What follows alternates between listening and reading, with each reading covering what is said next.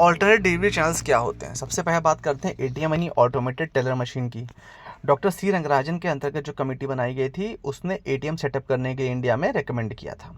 ATM से customers को क्या एडवांटेज होते हैं? 24/7 उसको एक्सेस मिल जाती है, लाइन वगैरह नहीं लगानी पड़ती है, ट्रांजैक्शंस में प्राइवेसी रहती है क्योंकि आप एटीएम में अकेले ही पूरा ऑपरेट कर रहे होते हैं। इसमें any branch anywhere banking enable हो जाती है, मतलब कहीं भी आप ट्रांजेक्शन्स कर सकते हो। चेक्स की क्लियरिंग वगैरह, कुछ एटीएम्स ऐसे भी होते हैं जिसमें चेक्स क्लियरिंग का प्रोसेस डिपॉजिट कर सकते हो, आप बैलेंस की इंक्वायरी कर सकते हो, मिनिमम मिनी स्टेटमेंट, यूटिलिटीज़ वगैरह यानी बिजली का बिल वगैरह पेमेंट कर सकते हो, ये सब काम भी हो जाता है। ठीक है, बैंक्स को क्या फ़ायदा होते हैं एटीएम लगवाने से? एक तो जो एटीएम लगवाने की कॉस्ट है वो ब्रांच सेटअप करने की कॉस्ट से बहुत कम है। दूसरी बात, क्रॉस सेलिंग हो जाती है, जो भी बैंक के प्रोडक्ट्स हैं जैसे इंश्योरेंस हुआ या और चीज़ें हुई वो इजीली सेल हो जाती हैं।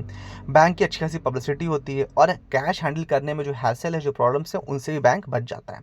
ये जो चैप्टर है ये आता है आपका जेआईबी पेपर 2 में मॉड्यूल सी यानी बैंकिंग टेक्नोलॉजी के चैप्टर 3 ऑल्टरनेट डिलीवरी चैनल्स के अंतर्गत आता है। इसके साथ ही इसका एक डिस्क्लेमर देख लीजिए that this video is for educational purposes only. अब एटीएम एटीएम मॉडल्स इंडिया में कौन कौन से काम करते हैं? एक होता है ऑनलाइन, एक होता है ऑफलाइन और एक होता है आपका नेटवर्क। ठीक है, तो कैश डिस्पेंस, सबसे पहले देखिए कैश डिस्पेंसर क्या है, नाम से ही क्लियर हो रहा है। कैश डिस्पेंसर मतलब ऐसा एटीएम जो कि कैश डिस्पेंड मतलब दे सके, डिस्पेंस कर दे सके और डिपॉजिट इसमें नहीं होगा। ठीक है, ये सिर्फ और सिर्फ कैश विदड्रॉल यानी निकालने के ही काम आते हैं ऐसे एटीएम। नेटवर्किंग ऑफ एटीएम के लिए बताया गया है कि सबसे पहले 1997 में मुंबई में शुरू किया गया था। किसने शुरू किया था? इंडियन बैंक एसोसिएशन आईबीए ने शुरू किया था। इसका नाम क्या रखा था? एसपीएनएस यानी शेयर्ड पेमेंट नेटवर्क सिस्टम। इस पे नेटवर्क का नाम क्या था? स्वधान नेटवर्क। इसका मेन काम क्या था? मुंबई के अंदर के जितने एटीएम सबको आपस में कनेक्ट रखा था। नो मैटर कि वो आपका एटीएम बैंक ऑफ इंडिया का हो, बैंक ऑफ बड़ौदा का हो, पीएनबी का हो, एसबीआई का हो, इन्होंने क्या किया? एसपीएनएस के थ्रू सारे बैंक्स के एटीएम को एक जोड़ दिया। ये एक नेटवर्क बना, इंडियन बैंक एसोसिएशन ने शुरू किया था काम। तो क्या हुआ, विद इन मुंबई आप कोई भी ट्रांजेक्शन करते हो तो आपका बैंक अकाउंट किसी भी बैंक में हो, आप किसी भी एटीएम से निकाल सकते हो। ये एडवांटेज था। बाद में आप आज की डेट में इसको जानते हैं एनएफएस यानी नेशनल फाइनेंशियल स्विच के नाम से। आज की डेट में आईडीआरबीटी ने शुरू किया इस प्रोसेस को, जो कि अब एनपीसीआई कर रहा है। 2009 के बाद इसकी जो देखभाल है वो कौन कर रहा है? NPCI, national payment corporation of India कर रहा है। पहले आईडीआरबीटी करता था।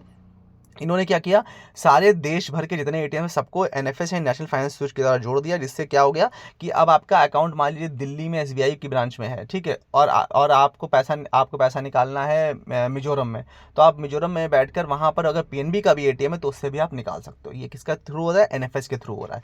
जैसे सीबीएस के थ्रू सारी ब्रांचेस कनेक्ट रहती हैं, वैसे एनएफएस के थ्रू सारे एटीएम कनेक्ट रहते हैं। इतना शॉर्ट में समझ लीजिए। व्हाइट लेबल एटीएम, देखिए नाम से ही क्लियर है, व्हाइट लेबल मतलब कि उस पर कोई लेबल ना हो, एकदम ब्लैंक। इसका मतलब वो किसी बैंक का एटीएम नहीं है, ये समझ लीजिए, याद करने का तरीका है। ये जो व्हाइट लेबल एटीएम होते हैं ये मतलब इसके ओनरशिप और इसका जो ऑपरेट कर रहे हैं वो नॉन बैंक कंपनीज होती हैं, नॉन बैंक होते हैं। मतलब कि जैसे टाटा हो गया या ये लोग करते हैं। जैसे कि इस समय इंडिया में व्हाइट लेबल एटीएम में अगर बात किया तो India one payment, Tata communication, Hitachi payment service, ये सब चीज़ें, ये सब लोग काम कर रहे हैं। आपने वैसे टाटा का और इंडिया वन के बहुत सारे आउटलेट देखे भी होंगे। रिजर्व बैंक ऑफ इंडिया ने 2012 में व्हाइट लेबल एटीएम संबंधित गाइडलाइंस जारी की थी। ब्राउन लेबल एटीएम में क्या? ब्राउन लेवल एटीएम मतलब वो एटीएम होते हैं जिसमें कि जो हार्डवेयर वगैरह जो है वो बैंक को लीज किया जाता है। ठीक है, मतलब उसका ओनर कोई और होगा लेकिन बैंक हार्डवेयर जो है या जो एटीएम है वो लीज पर लेगा, लेकिन जो सर्विसेज होंगी मतलब जो कैश मैनेजमेंट का काम होगा वो बैंक का होगा। ठीक है, लेकिन जो हार्डवेयर का मैनेजमेंट होगा, एटीएम का मैनेजमेंट होगा, वो कौन करेगा? वो थर्ड पार्टी कर रहा है, मतलब वो दूसरी कंपनी कर रही है। तो कुल मिलाकर कैश का काम कौन देख रहा है? स्पॉन्सर बैंक, जिसका एटीएम अगर बैंक ऑफ बड़ौदा का है तो bank of Baroda cash provide कर रहा है, लेकिन ओवरऑल हार्डवेयर का मेंटेनेंस कौन कर रहा है? कोई थर्ड कंपनी कर रही है। कैश रिसाइकलर्स का मतलब क्या है? रिसाइकलर्स मतलब पैसा आना और जहां दोनों काम, मतलब ऐसी मशीन जिसमें कि पैसा जमा भी हो रहा है और पैसा विड्रॉ भी हो सकता है। इसमें लेकिन इन मशीनों में ये चीज़ें खास होती हैं कि जेन्युइननेस ऑफ द करेंसी और काउंटर फिट नकली नोट वगैरह है तो उनको रिकग्नाइज किया जा सके, ऐसे फैसिलिटी होती है। इसमें कैश डिपॉजिट जो किया जाता है वो डेबिट कार्ड के थ्रू ही हो सकता है। बिना कार्ड के अगर ट्रांजेक्शन करना है तो पर डे 20,000 से ऊपर का ट्रांजेक्शन इसमें नहीं हो सकता है। कियोस्क बैंकिंग क्या होती है? कियोस्क बैंकिंग ज़्यादातर आपने एयरपोर्ट्स वगैरह पे देखी होगी, एयरपोर्ट्स मॉल्स वगैरह पे या रेलवे स्टेशन पे रहता है। अब कोई आउटलेट मतलब एक कियोस्क बना हुआ है, एक मतलब काउंटर टाइप का बना हुआ है, लेकिन वो अनमैन्ड है, वहाँ कोई व्यक्ति नहीं रहेगा। वहाँ जाकर के अपनी पासबुक प्रिंट कर सकते हो, पैसा निकाल सकते हो, जमा कर सकते हो, चेक क्लियरिंग जमा कर सकते हो, बैलेंस इंक्वायरी कर सकते हो, ये सारे काम आप कियोस्क पे कर सकते हो। इसके साथ ही कुछ पासबुक प्रिंटिंग कियोस्क भी होते हैं जिनका जो सिर्फ और सिर्फ पासबुक प्रिंट करने के लिए बने होते हैं, अनमैन्ड होते हैं, जिससे कि मैन पावर को सेव किया जा सके।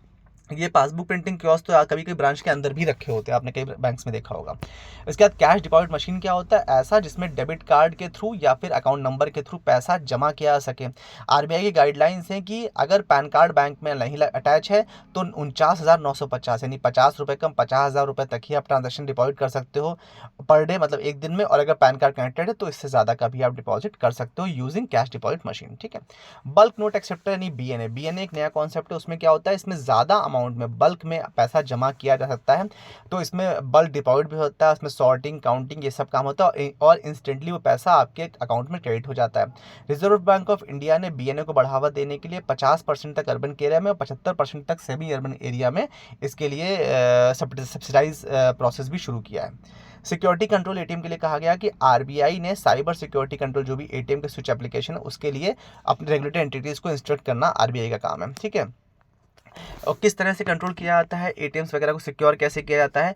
जो भी सिक्योरिटी मेजर्स हैं उनको मतलब जैसे बायोस पासवर्ड यानी बेसिक इनपुट आउटपुट सिस्टम जो पासवर्ड है वो, यूएसबी पोर्ट्स को डिसेबल किया जाता है, जो ऑटो रन फैसिलिटी है उसको डिसेबल किया जाता है, जो भी लेटेस्ट प्रैक्टिसेस आ रही हैं, जो पैचेस आ रहे हैं ऑपरेटिंग सिस्टम में उन सबको अपडेट करना, लेटेस्ट एंटीवायरस वगैरह अपडेट रखना, साथ ही साथ जो भी एटीएम्स हैं उनको उनका जो वर्जन है उनको टाइम टू टाइम अपडेट करना, उनके ऑपरेटिंग सिस्टम को अपडेट करना, क्योंकि भाई सब कुछ वहाँ पे तो कोई अनमैन्ड ऑपरेशन हो रहा है, तो सारा खेल किसका, सिस्टम्स का है, तो आपको ऑपरेटिंग सिस्टम वगैरह में बहुत ध्यान देना है, इसलिए साइबर सिक्योरिटी की बात कही गई है।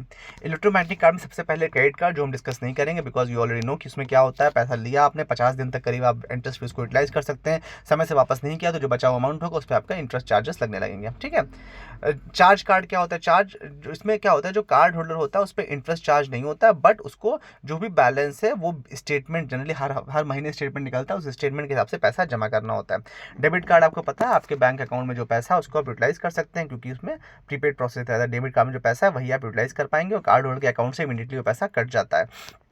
स्मार्ट कार्ड क्या है? स्मार्ट कार्ड में सबसे एक फॉर्मूला बता है, ईएमवी। ईएमवी कार्ड्स आपने बहुत सुना होगा। ईएमवी का फुल फॉर्म होता है यूरोपे मास्टर एंड वीज़ा, मतलब यूरोपे मास्टर कार्ड और वीज़ा इन लोगों ने जॉइंटली एक ऑपरेशन शुरू किया है जिससे कि ग्लोबल लेवल पर वर्ल्ड लेवल पर जो भी चिप बेस्ड पेमेंट कार्ड्स हैं उनकी इंटर ऑपरेबिलिटी सिंपल हो सके। मतलब अगर मास्टर ने कार्ड बनाया तो यूरोपे के पॉस पे भी चल सके और यूरोपे ने बनाया तो वीज़ा पे भी चल सके, ठीक है। ये मतलब है कहने का, इंटर ऑपरेबिलिटी चल सके। एनएफसी मतलब होता है नियर फील्ड कम्युनिकेशन, जो आपने बहुत सारे मीम्स भी देखे होंगे, एड्स भी देखे होंगे, जिसमें वो टच करके पेमेंट हो जाता है, तो वो वाला जो ये है उसको बोलते हैं नियर फील्ड कम्युनिकेशन। इसमें करीब 10 सेंटीमीटर की दूरी से पेमेंट हो सकता है, इसमें कोई पासवर्ड का डालने की जरूरत नहीं, सिर्फ टैप एंड गो इसको बोलते हैं, ठीक है। वायरलेसली इसमें पेमेंट हो जाता है जो भी ये एनएफएस इनेबल्ड पॉस है यानी पॉइंट ऑफ सेल है उन पे, ठीक है। मेंबर कार्ड मतलब क्या होता है? मेंबर कार्ड मतलब आजकल तो बहुत कॉमन हो गया, कोई भी आपका होटल हो गया या ज्वेलरी शोरूम से, रिलायंस तनिष्क, ये सब लोग क्या करते हैं, मेंबर कार्ड देते हैं अपने मेंबर्स को। तो ये एक तरह से लेकिन वो कार्ड सिर्फ उन्हीं पास चलेगा जहाँ से आप जिसने इशू किया, उसमें बैंक से उसको कोई मतलब नहीं है। Biometric security features of the cards में क्या क्या बताया गया? स्मार्ट कार्ड में अलग अलग पॉकेट्स होती हैं कैश स्टोर करने के लिए, और हर एक पॉकेट में अलग अलग यूनिक पिन भी होता है जिससे क्या हो, सिक्योरिटी बढ़ सके, ठीक है। तो मल्टीपल पिन, साथ ही साथ हर एक पॉकेट के लिए जैसे एक कार्ड है उसमें कई पॉकेट्स बना दिए, सब में अलग अलग अमाउंट है और सबके अलग अलग पिन है, सबका अलग अलग यूटिलाइजेशन है, तो उससे क्या होगा कि सेफ्टी बढ़ गई। अगर एक पिन आपका लीक भी हो गया तो आपके बाकी पिन के बाकी पैसा बच गया। इसमें ये भी कहा गया कि पिन फैसिलिटी के साथ ही साथ बायोमेट्रिक सिक्योरिटी फीचर्स भी ऐड किए गए हैं स्मार्ट कार्ड्स में, जैसे कि facial recognition, fingerprint, voice recognition, ये सब चीज़ें भी इसमें ऐड ऑन करी गई हैं। फिर बात करेंगे हम लोग प्रीपेड पेमेंट इंस्ट्रूमेंट्स की, ये हम लोग नेक्स्ट वीडियो में बात करेंगे। I hope you like this session, do like share subscribe and thank you so much for your valuable time.